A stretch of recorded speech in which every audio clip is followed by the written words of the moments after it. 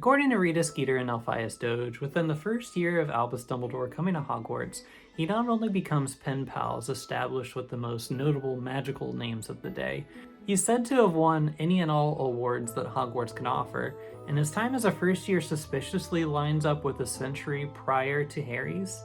And why is that important, you may ask? Because when Harry makes the Quidditch team, he's the youngest to have done so as a first year in... What was that, Harry? A century, according to McGonagall. It just seems like anything that anyone can do, Dumbledore can just do better. He's even described in the books as being athletic. Take, for example, the time that he and Harry are straight up swimming in these choppy, rough waters near the cave where Dumbledore took the other kids from the orphanage at the end of Book 6. Perfect breaststroke. Dumbledore is full-on Michael Phelpsing through that water, just no problem at all. Other parts in the books, he's described as being able to physically lift heavy things that it doesn't seem like he should be able to, so the guy is swole. In literary terms, Dumbledore is what some people would call a Mary Sue. He's all strengths and no flaws. And you might be saying, Riley, all of Book 7 is pretty much just talking about how flawed Dumbledore was as a person, and all these facts that are getting dug up by Rita Skeeter that mostly turn out to be true just show that he was just an extremely flawed person. To which I would say, oh, you remembered my name. While that's true, I feel like moralistic weaknesses being the only weaknesses that a character possesses is just always that exhausting cop-out of otherwise flawless characters. It's a convenient way for characters to have weaknesses, but still never lose. It's the duty of other people to pay for their mistakes, and meanwhile they just stand at windows and look out and look noble and real sad about it. How terrible. Now, I don't want to downplay the guilt that Dumbledore feels for pretty much his entire life, and god dang, that's a long life. I just feel like Dumbledore is just suspiciously good at just everything that he does, and as someone who grew up with at least that one person around me that no matter how hard I tried, they were just always better than me at everything. I'm talking to you, Rebecca, and Tyler, you jerks. They weren't jerks, they were actually very nice people. I just gotta know how Dumbledore's doing it. Today on Magical Theory, let's discuss how Dumbledore's so good.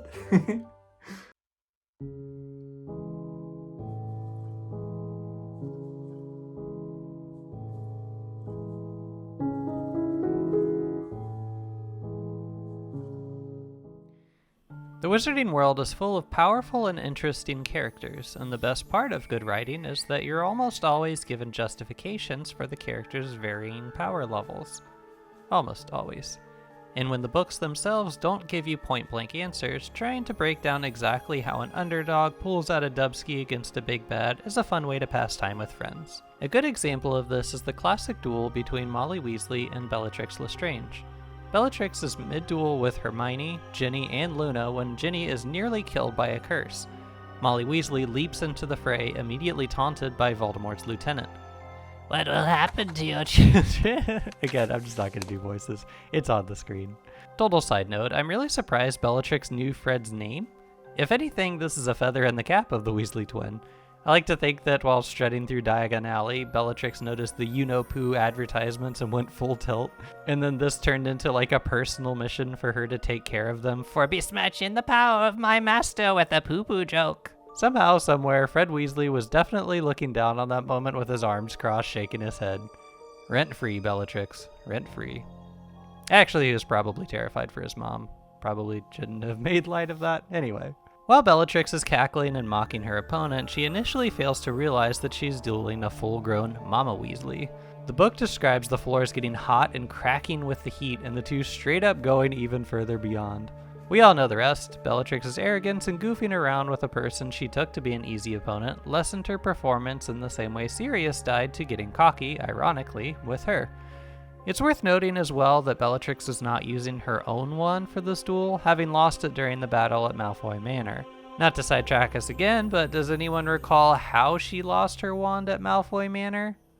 Oh yeah, Ron Weasley disarmed her. But by all means, Steve Kloves and Michael Goldenberg, keep writing Runel Waslib as a useless character. He wasn't even using his own wand when he disarmed Bellatrix, by the way. What wand was he using? Why, the wand he yanked from Wormtail, of course. Ridiculous. Stupid movies. Anyway, I don't search for all of this justification for Molly's win over Bellatrix as a way to discount Molly. The book show her is so kind and loving, but it's easy to forget that she raised all of those Weasleys, and I certainly don't think it unlikely that the Order was doing dueling practice sessions similar to Dumbledore's army while the kids were distracted or at school. It was a war, after all. This is also not to mention her brothers Gideon and Fabian, who were killed in the First Wizarding War and were known to be incredibly skilled, only taken down when attacked by 5 Death Eaters at once. Snape is another powerful duelist, second nearly to none, and this makes sense when you remember that he's an incredibly powerful Legilimens. You're about to cast a spell? Instantly deflected. Why? Because he can read your freaking mind. I'm talking to you, Harry, at the end of Book 6. Yeesh, talk about a beatdown. But you see where I'm going with this. If you put in some thought and willpower to make it make sense, you can more or less see how the characters reach the power levels that they do. But one wizard stands apart. Albus, Percival, Wulfric, Brian. Dumbledore. The only one Voldemort ever feared. Which is totally not true. Voldemort was terrified of Harry. Though I guess you could argue that he was technically more afraid of Harry as a weapon of Dumbledore. And of course now I have a mental image of Dumbledore swinging Harry around like a bat at Voldemort. But how? Not how is he swinging Harry around like a bat, because apparently he's very strong for his age. But how is he so powerful? First, let's talk about his magical strength, then we'll touch on his athleticism. In the Order of the Phoenix, we get what I would consider to be the 2 best Dumbledore fight scenes from the books. And in all honesty, they're just about the only Dumbledore fight scenes, not including these Fantastic Beast movies. Why are they called that again? In the first example, Dolores Umbridge and Cornelius Fudge lead a charge of 2 Aurors and, I guess, 1 femboy, because Percy is there, to expel Harry over the DA, and probably arrest him if they had their way, I imagine, when Dumbledore does some quick thinking and twists the facts to make himself the guilty party in their eyes. When the group of 3.5 witches and wizards, because it's unsure how committed to the bit Kingsley would have been in that moment, move to take Dumbledore in by force, 2 flashes of silvery light and a sound like a gunshot fill the room, and a moment later, the arresting party are all unconscious on the ground. I did have the thought that perhaps one of Dumbledore's collection of trinkets could have done this. Maybe one acts like a security system if he's threatened. Though I don't entirely think so, as he explains to Professor McGonagall that he had to hex Kingsley, quote-unquote, as well, as to not look suspicious, meaning Dumbledore himself did at least some of the spell work. The second example I want to take a look at is Dumbledore's protective duel with Voldemort at the end of the book. To say that Dumbledore is toying with Voldemort is almost putting it lightly. Bellatrix is, I guess, cowering in fear. She's not helping Voldemort in the slightest, and Dumbledore has her pinned by a statue shortly into the fight for a safe measure. I suppose Voldemort isn't typically the type to want help during duels out of, I don't know, insecurity or something, so maybe she just assumed he wouldn't want help. The pair exchanged spells a few times, Dumbledore animating statues to body block incoming curses from his opponent. At one point, Fawkes swallows an Avada Kedavra aimed at Dumbledore whole and dies, which conveniently means very little to the eternally reincarnating bird. But the entire time this is happening, Dumbledore is described as calm, his body language almost seeming relaxed during the exchange. One of the golden statues that can apparently deflect spells has Harry pinned to the wall so he can't interfere or endanger himself, because that's kind of what Harry does. And until Voldemort manages to possess Harry briefly, the headmaster appears just to kind of be without a care in the world. Fortunately for Harry, his lack of fear of death combined with his contentedness at the possibility of seeing Sirius again, who he loves, repels Voldemort out of him. The Dark Lord quickly snatches Bellatrix and the pair disapparate from the Ministry, only just being spotted by the public as they depart. Now, we can certainly make the argument that Dumbledore's calmness is simply an entire lack of fear of death, but somehow I think that's only a piece of it. Surely, if he were to be killed by Voldemort, his statue would deanimate and Voldemort would easily dispatch Harry, making that exactly the scenario he is afraid of happening, shown by his fear whenever Voldemort disappears and can potentially endanger him. After all, Harry at this point does not fit the conditions of willfully offering himself up, which makes it uncertain if he would be offered resurrection at King's Cross as he is at the end of the story if Voldemort were to kill him in this scene. In Dumbledore's own words, he must die at the right time, and this ain't it. So the only real explanation, at least that occurs to me, for the headmaster's calmness is a genuine lack of danger. In the face of Voldemort, allegedly, though I don't personally believe this, and the most powerful dark wizard of all time, a wizard who has damaged his body and soul beyond humanity, beyond repair, for nothing but pure power and immortality, stands across from him. Dumbledore, on the other hand, as far as we know, he hasn't done any of that stuff.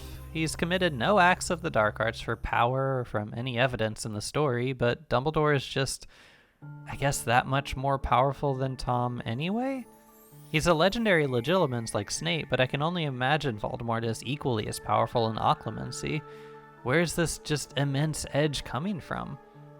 It's a huge bummer, but there is no canon answer to this. As is often the case with the channel, we can only venture into the depths of magical theory. Like the channel. Here's my guess, and boy howdy, it's probably a stretch. Dumbledore's power as a wizard comes from two incredible talents. The first is for information processing / memory. Dumbledore is possessed of a quick wit, and he seems to take in environmental information much faster than the average person. Not at any kind of magical rate, but he appears to have incredible information recall skills, and if he's spending his time reading endless tomes of magical lore and magical theory, which he seems to, you can only imagine the amount of knowledge he has access to at any time. He's in contact with the best magical minds of the age, and I can only assume they're sending him ideas and research and all sorts of things, and he's just sucking it up like Kirby, ready for whenever he needs it. Nothing crazy about that. There are people with abilities like this in real life, so I don't see this talent as any stretch of the imagination. It almost just feels like canon. This is something Dumbledore is just good at. But the problem is, that's not enough. Other witches and wizards seem similarly able, albeit possibly not quite to the same degree. Hermione, Percy Weasley with all his OWLs and NEWTs, Barty Crouch Jr. for the same reason. I'm pretty sure there's basically a leaderboard of sorts on wizardingworld.com somewhere for incredible test scores. Tom Riddle, I'm sure, makes this list. So where does the difference maker come from? I think it's from the second talent I would like to present.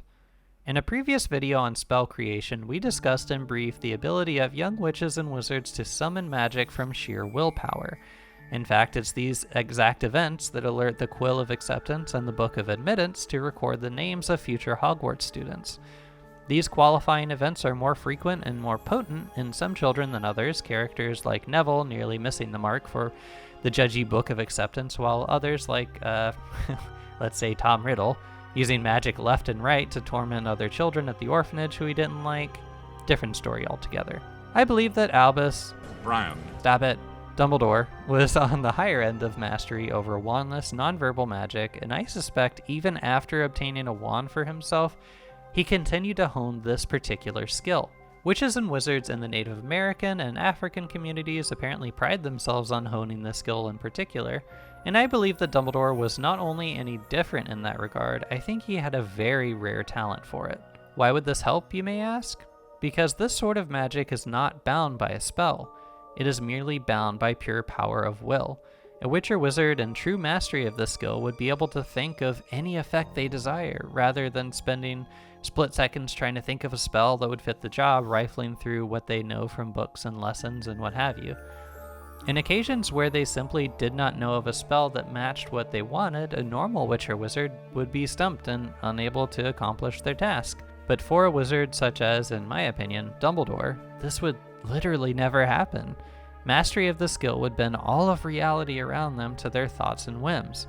And if that witch or wizard were to, if you will, take the training weights off and allow themselves to add the punch and focus of a wand to this sort of power, let's say the Elder Wand, I feel like I'm painting a picture here, and it's just Dumbledore. It's rare to the point of being almost non-existent that Dumbledore performs magic that we actually know about, almost seemingly mysteriously in possession of skills we never see anywhere else.